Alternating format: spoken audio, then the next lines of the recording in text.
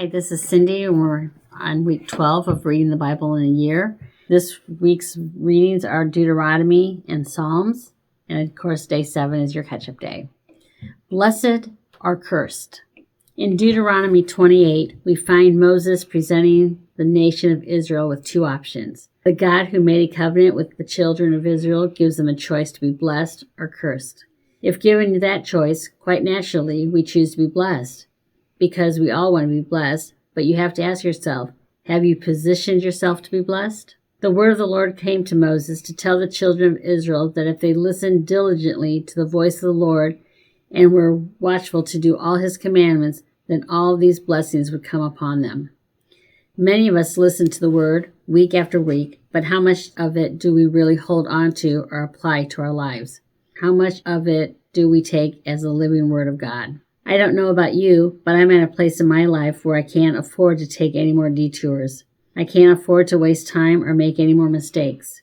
I need to know the exact direction that I am to go in. If things are going to work together for my good, I've got to be in his will. If you're like me, you need real directions. If you're like me, you don't like confusion. You need clarity about where to go and what to do.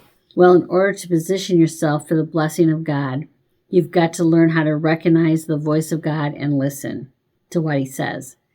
And not only are we to listen to what God says, we also need to do what he says. You see, it's one thing to listen, but it's a whole other thing to do what you're told. And sometimes that's where we mess up.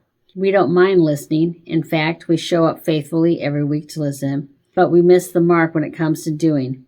That's where obedience comes into play. Have you ever done what God told you to do? The ball is in your court. You have choice. Do you want to be blessed? Points to ponder.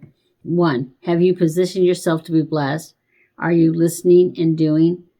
Has this been difficult to do, and why? Number 2.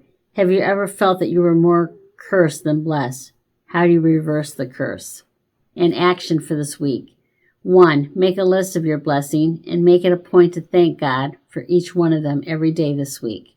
2. Make a list of the commands that you have failed to fulfill, whether it be helping, forgiving, or giving to someone.